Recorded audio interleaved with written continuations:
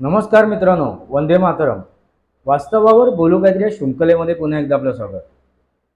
मित्रांनो, खवड्या डोंगर, संभाजीनगर आणि तो मुलगा कृणाल आणि त्याचा तो आयफोन, ही घटना, हे प्रकरण तुम्ही ऐकलंच असाल विविध चॅनलवरून, विविध माध्यमातून.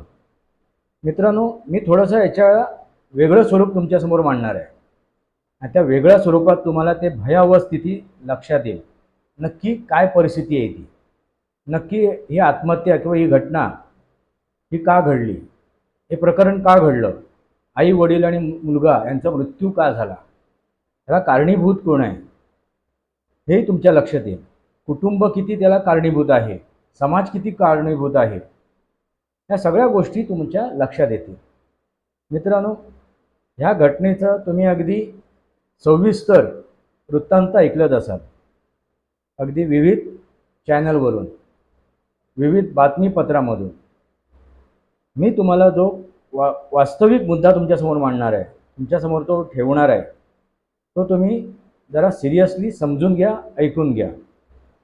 मित्रांनो, ह्या ज्या काही घटना घडत आहेत, मुलं आत्महत्या करत आहेत, म्हणजे त्या नीट परीक्षेच्या रिझल्टनंतर किंवा त्या प्रकरणानंतर ते झालेल्या आत्महत्या, त्या मुलांनी केलेली आत्महत्या, त्या 12-13 मुलांनी केलेली आत्महत्या, त्या विद्यार्थ्यांनी केलेली आत्महत्या.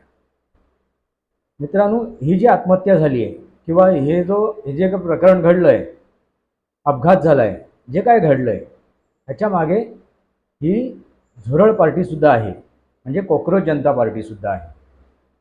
हे समजून घेणं आवश्यक आहे. तुम्ही म्हणाल आता कॉक्रोच जनता पार्टीचं आणि ह्या प्रकरणाचं काय संबंध आहे, तो संबंध मी तुमच्या लक्षात आणून देणार आहे. त्यामुळे मी तुम्हाला सांगितलं, हे जे प्रकरण आहे ना, तुम्ही अगदी प्रामाणिकपणे विचारपूर्वक मी जे काय माझे विषय मांडणार आहे ते विषय तुम्ही लक्षपूर्वक ऐका, म्हणजे तुमच्या लक्षात येईल ह्याच्या मागे हे झुरळ पार्टी, हे कॉक्रोच जनता पार्टी कशी काय कारणीभूत आहे, कसा काय समाज कारणीभूत आहे, कसं हे कुटुंब कारणीभूत आहे, कसं हे त्या मुलांची, त्या विद्यार्थ्यांची मानसिकता कारणीभूत आहे. एक आयफोन आणि त्या आयफोनचे थकलेले हप्ते. तो नीटची परीक्षा देत होता, म्हणजे त्याला डॉक्टर व्हायचं होतं, उच्च पदवीधर व्हायचं होतं, त्याची स्वप्न मोठी होती. पण त्या स्वप्नाबरोबर त्याची इतर स्वप्नसुद्धा मोठी होती, म्हणजे आयफोन वापरणं, मोठ्या मोठ्या गोष्टी करणं, म्हणजे कसं शान